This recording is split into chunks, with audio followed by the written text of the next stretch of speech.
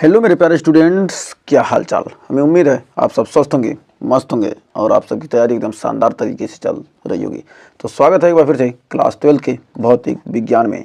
तो board exam 2025-26 या session 2025-26 और हमारा बोर्ड एग्जाम 2026 को लेकर चल रहे हैं एकदम शानदार तरीके से। यूपी, बिहार, एमपी, राजस्थान किसी भी बोर्ड की तैयारी कर रहे हैं एकदम शानदार तरीके से। UP board special, Bihar board special classes चल रही हैं। तो आप चैप्टर पढ़ रहे हैं वैद्युत आवेश तथा क्षेत्र का, लेक्चर नंबर 7 होने वाला है आज का। तो इलेक्ट्रिक चार्ज एंड फील्ड हमारा चैप्टर का नाम है और आज पढ़ने वाले हैं वैद्युत द्विध्रुव पढ़ेंगे, वैद्युत द्विध्रुव आघूर्ण पढ़ेंगे और वैद्युत क्षेत्र की तीव्रता अच्छी स्थिति में ज्ञात करने वाले हैं। तो आइए शुरुआत करते हैं एकदम शानदार तरीके से। बेसिक से लेकर एडवांस तक हमारी 0 लेवल से शुरुआत चल रही है और कोचिंग करने की आपको आवश्यकता खत्म हो चुकी है। आपको यहाँ पर इतना ज़्यादा पढ़ा देंगे कि आप कोई क्वेश्चन एग्जाम में कह नहीं सकते कि सर क्वेश्चन इसको पढ़ाया आया नहीं। सारे क्वेश्चन आपके यहीं से छपने वाले हैं। तो आइए शुरुआत करते हैं। यदि आपको यकीन ना हो तो पिछले ईयर का सेशन को देखकर जो हमने पढ़ाया था उससे मिला लीजिए और पेपर से मिला लीजिए, कोई भी क्वेश्चन बाहर नहीं गया है। तो कह रहा वैद्युत द्विध्रुव यानी इलेक्ट्रिक डाईपोल होता क्या है? जब दो बराबर हों परंतु विपरीत, दो बराबर परंतु विपरीत आवेशों से जो मिलकर निकाय बनता है उसी को क्या कहते हैं? वैद्युत द्विध्रुव कहते हैं। तो दो आवेश, एक ऋण आवेश हो एक धन आवेश हो और दोनों क्या हो? अल्प दूरी पर स्थित हों, यानी मान लेते हैं क्या 2l दूरी पर स्थित हों, तो ऐसे निकाय को हम कहते हैं क्या? वैद्युत द्विध्रुव कहते हैं। तो आइए इसकी डिफिनीशन लिखते हैं। जब दो बराबर परंतु, जब दो बराबर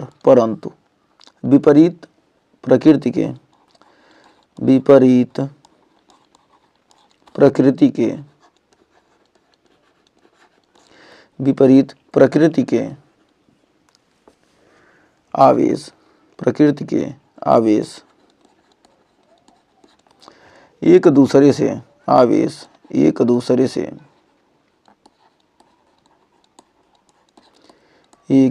दूसरे से जब दो बराबर परंतु विपरीत प्रकृति के आवेश एक दूसरे से अल्प दूरी पर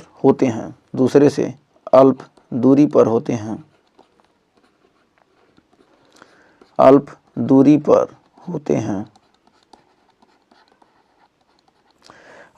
पर होते हैं तो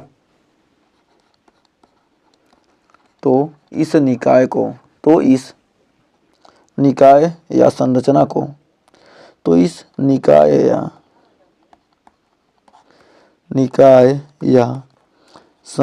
को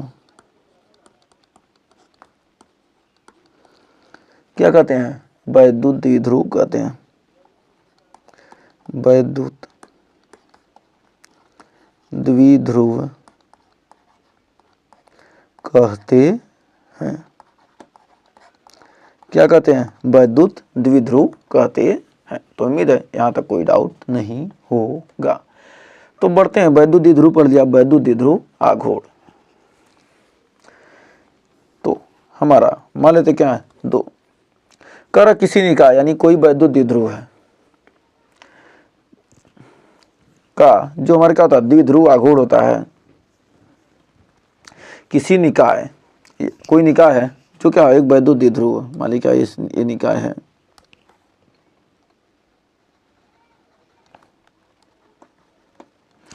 ये निकाय है, इस पर माइनस क्यू आवेश है, इस पर प्लस क्यू आवेश है, एक दूसरे से क्या है? 2l दूरी पर स्थित है।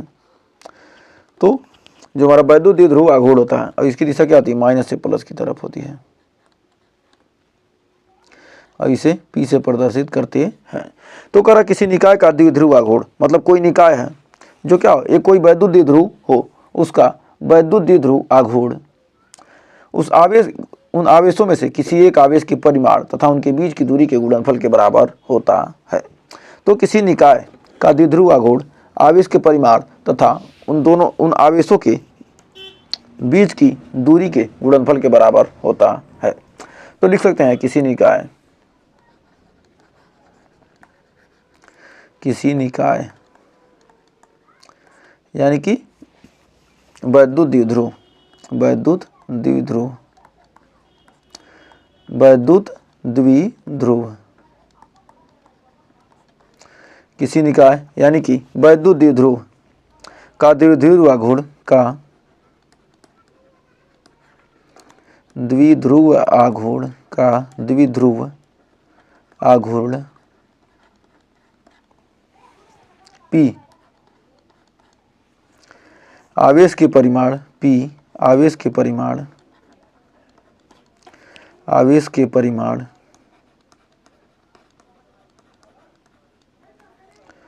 आवेश के परिमाण Q और उनके बीच की दूरी Q और उनके बीच की दूरी और उनके बीच की दूरी 2L, उनके बीच की दूरी 2L के गुणनफल के बराबर होती है, के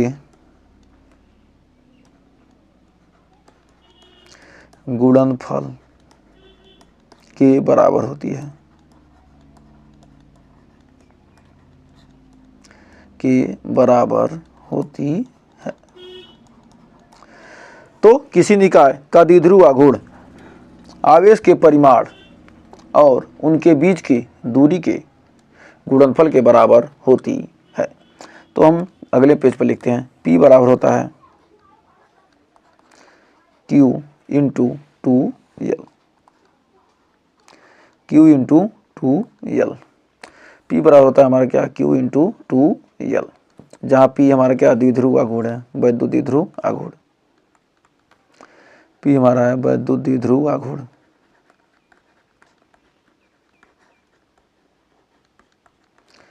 द्विध्रुव आघूर्ण। Q हमारा है आवेश का परिमाण, आवेशों के आवेश का परिमाण, आवेश का परिमाण।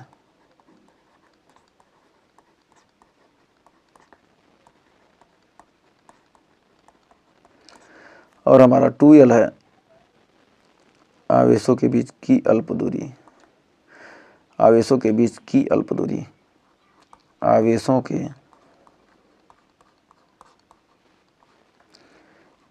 बीच की अल्प दूरी,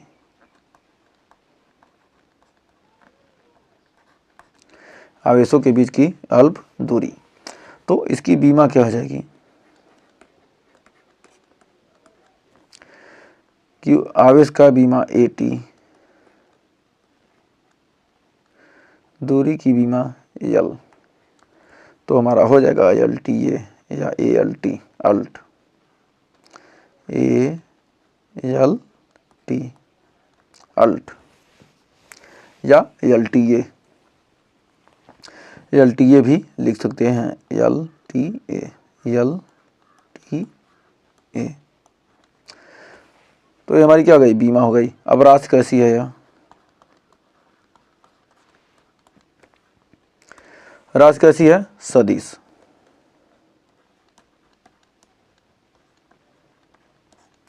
तो दिशा इसकी होगी, जब सदिश राशि तो क्या है, दिशा है। इसकी दिशा हो जाएगी -Q से +Q आवेश की ओर, -Q से +Q की ओर। और इसका मात्रक हो जाएगा कूलाम मीटर, आवेश का मात्रक कूलाम और लंबाई का मात्रक मीटर, तो कूलाम मीटर या हमारा हो जाएगा। तो उम्मीद है यहाँ तक आपको कोई डाउट नहीं होगा। तो अब जो मेन चीज़ है, एकदम मेन टॉपिक जो हमारा है, अब आइए उसको देखते हैं। तो कर अब वैद्युत द्विध्रुव की अच्छी या अनुदैर्ध्य स्थिति में वैद्युत क्षेत्र की तीव्रता ज्ञात कीजिए। तो वैद्युत द्विध्रुव की अच्छी या अनुदैर्ध्य स्थिति में क्या करना, वैद्युत क्षेत्र की तीव्रता ज्ञात करनी है। तो हम एक लेते हैं वैद्युत द्विध्रुव, हमने एक ले लिया वैद्युत द्विध्रुव, हमने ले लिया एक वैद्युत द्विध्रुव। ये हमारा क्या एक वैद्युत द्विध्रुव है, ये हमारा क्या एक वैद्युत द्विध्रुव है। माइनस क्यू और इस पर क्या है प्लस क्यू आवेश है। ये हमारा क्या एक वैद्युत द्विध्रुव है। तो इसकी टोटल लंबाई हमारी कितनी हो जाएगी, इसकी टोटल लंबाई है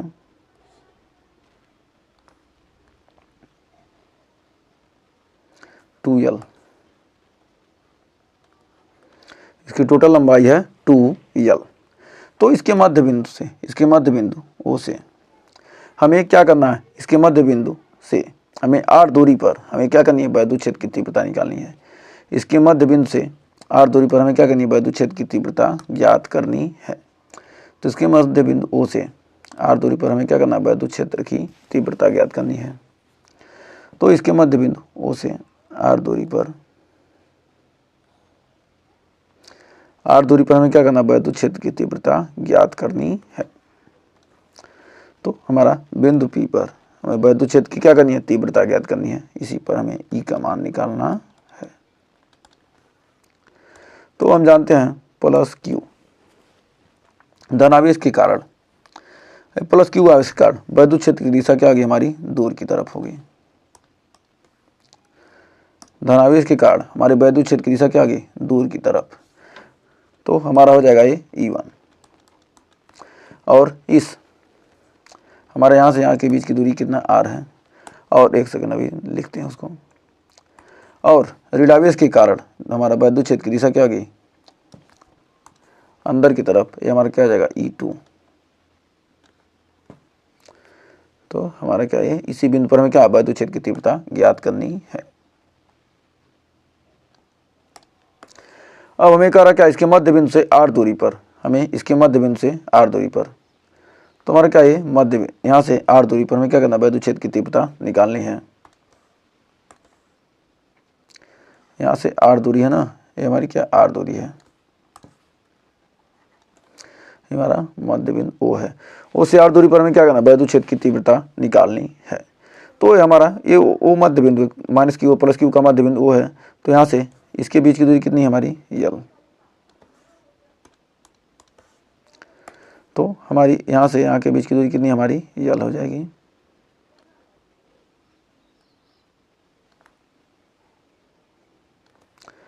तो ये हमारा क्या L है, और ये भी हमारा L है, और ये हमारा R है।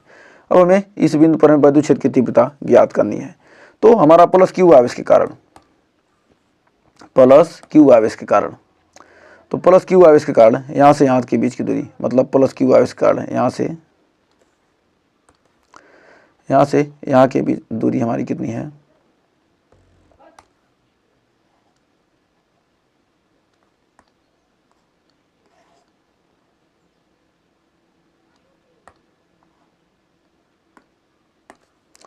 तो यहाँ से यहाँ के बीच की दूरी हमारी कितनी है, यहाँ से यहाँ की दूरी कितनी है हमारी, ये क्या है, ये हमारा R है, यहाँ से यहाँ तक R है।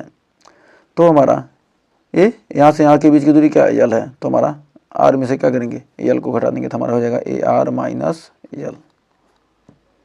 ये दूरी हमारी क्या R minus L, plus Q से P के बीच की दूरी R माइनस L है। अब उसके बाद हमारा माइनस Q से बिंदु P तक की दूरी हमारी क्या हो जाएगी, यहाँ तक R है और इसके आगे L है। तो हमारा क्या हो जाएगा, ये हो जाएगा R प्लस L। अब चित्र में थोड़ा बहुत आपको आइडिया लग गया होगा। तो अब हम करने वाले हैं क्या, प्रूफ। तो आइए इसका प्रूफ देखते हैं। तो सबसे पहले हम प्लस Q आवेश के कारण वैद्युत क्षेत्र की तीव्रता हम बिंदु P पर निकालेंगे। तो प्लस Q आवेश के कारण, तो आइए निकालते हैं। प्लस Q आवेश के कारण, प्लस Q आवेश के कारण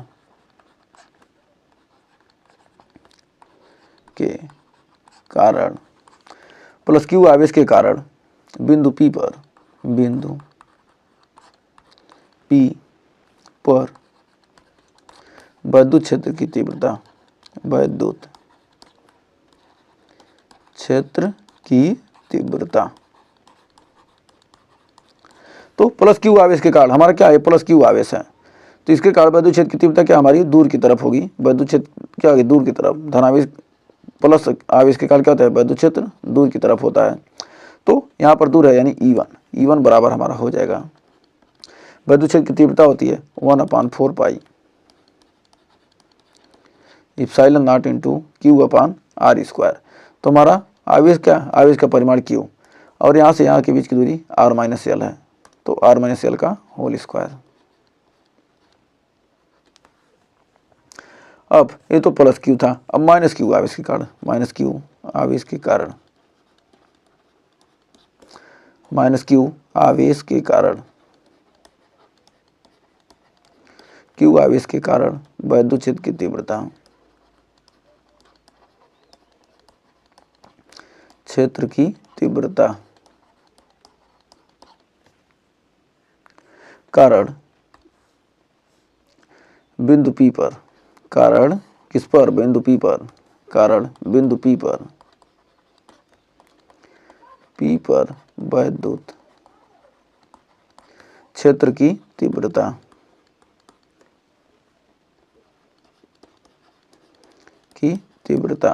हमारा क्या हो जाएगा, E2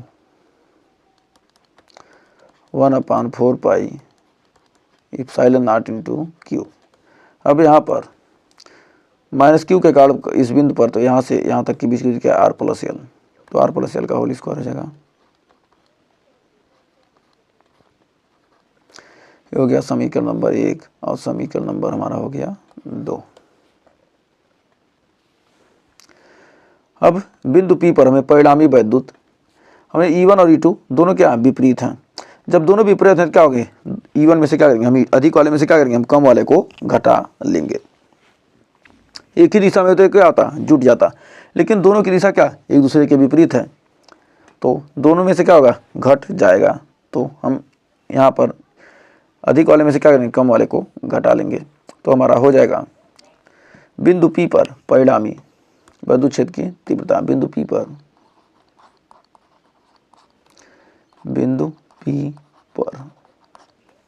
परिणामी वैद्युत क्षेत्र की तीव्रता, वैद्युत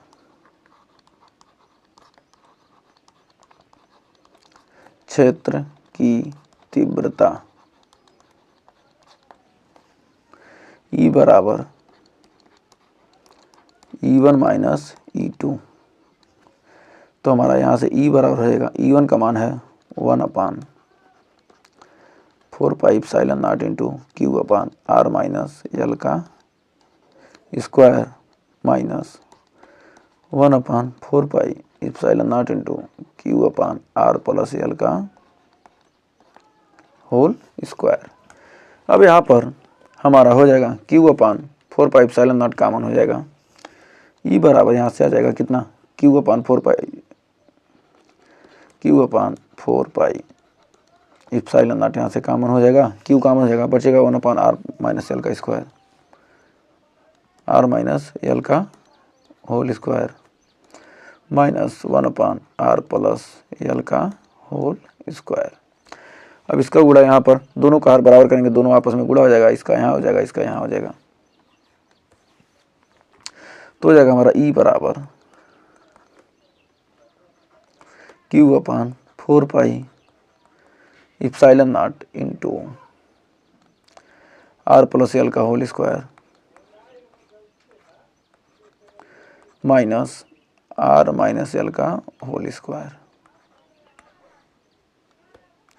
बटे r-l का स्क्वायर इंटू r+l का a minus B a plus B, क्या करेंगे, हो जाएगा a square minus B square का होल स्क्वायर। अब आइए इसको आगे हल करते हैं। तो r+l का होल स्क्वायर करेंगे तो E बराबर यहाँ से आएगा Q/4 pi epsilon not into r square plus l square minus 2rl minus r square plus l square plus ये प्लस वाला पहले ना, हाँ तो ये क्या हो जाएगा, टोटल प्लस हो जाएगा, और ये माइनस वाला है तो क्या होगा, E square R square plus L square minus 2 RL बटे हो जाएगा R square minus L square का होल स्क्वायर। अब यहाँ पर हम लिख सकते हैं ई बराबर, अब यहाँ से कितना आ जाएगा, क्यू बटे 4 pi epsilon not into R square plus L square plus 2RL minus R square और minus plus minus L square minus minus plus 2RL।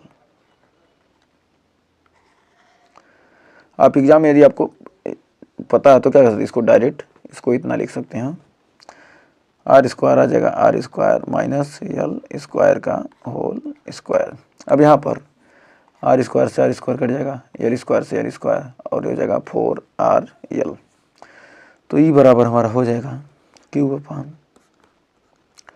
4 pi epsilon not into 4RL बटे R square minus L square का whole square. तो हम जानते हैं कि इसको इतना हो जाएगा, तो अब आइए आगे अगले पेज पर लिखते हैं। यहाँ पर हो जाएगा हमारा ई बराबर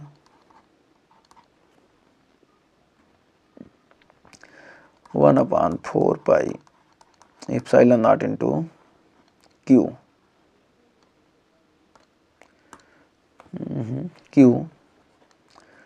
इंटू 2L। एक सेकंड, पहले लिखते हैं 2 into Q into 2L into R. तो इतना हो जाएगा Q into 2L into R बटे R square minus L square, R square minus L square का whole square. Q into 2L बराबर होता है कि पी, क्यू इंटू 2L बराबर होता है क्या, पी। हमारे क्या, वैद्युत ध्रुव आघूर्ण लिख सकते हैं, वैद्युत ध्रुव आघूर्ण।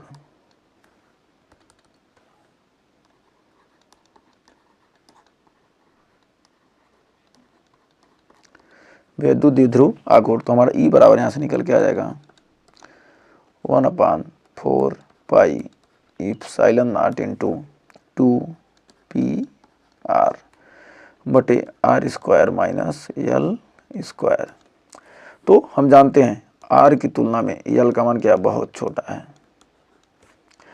तो यदि आर का मान क्या है, बहुत बड़ा है एल की तुलना में, तो यदि क्या करेंगे, आर का स्क्वायर कर देंगे तो हमारा एल स्क्वायर क्या हो जाएगा, और छोटा हो जाएगा। तो एल स्क्वायर को नगण्य लेने पर, एल स्क्वायर को नगण्य लेने पर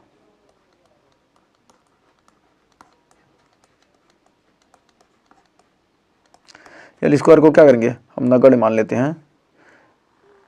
एल स्क्वायर को हम क्या करेंगे, नगण्य मान लेंगे। एल स्क्वायर को हमने क्या किया, नगण्य मान लिया, तो हमारा ई बराबर यहाँ से निकल कर आ जाएगा 1/4 pi epsilon not into 2PR बटे कितना, हमार कितना हो जाएगा, आर स्क्वायर का स्क्वायर। तो हमारा हो जाएगा 1/4 पाई इप्सिलॉन नॉट इंटू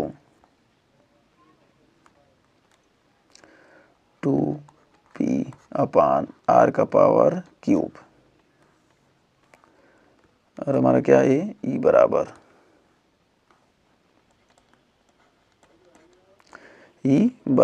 इतना आ जाएगा।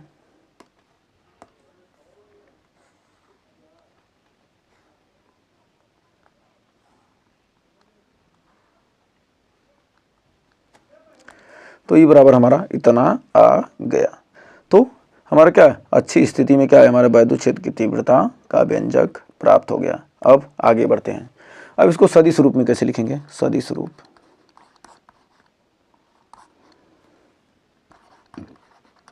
सदिश रूप में लिखेंगे वेक्टर ई बराबर 1/4 pi epsilon not into 2p upon r cube.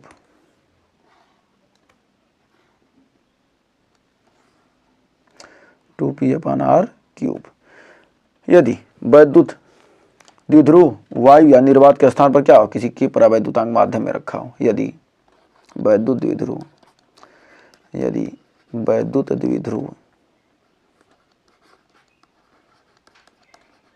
वायु या निर्वात के स्थान पर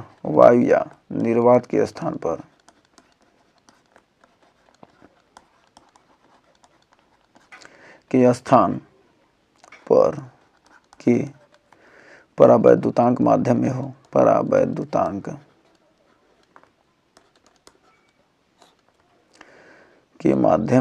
के माध्यम में हो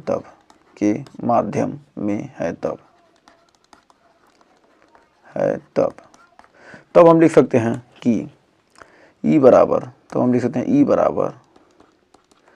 1/4 पाई इप्सिलॉन नॉट इंटू के into 2p upon r cube. हमारा क्या है, यही वैद्युत क्षेत्र की तीव्रता का क्या है, हमारा व्यंजक है। किसी स्थिति में, अच्छी स्थिति में। तो अच्छी स्थिति में क्या है, हमारा वैद्युत क्षेत्र की तीव्रता का व्यंजक प्राप्त हो चुका है। तो हमें उम्मीद है यहाँ तक आपको कोई डाउट नहीं होगा और अच्छे से क्लियर हो गया होगा। तो यदि आपने वीडियो को अच्छे तरीके से देखा है और सेशन समझ में आया है, पसंद आया है, तो सेशन को लाइक कीजिएगा, शेयर कीजिएगा और चैनल को अभी तक सब्सक्राइब नहीं किया तो सब्सक्राइब जरूर कीजिए। इसके बाद हम पढ़ने वाले हैं निरक्षी स्थिति।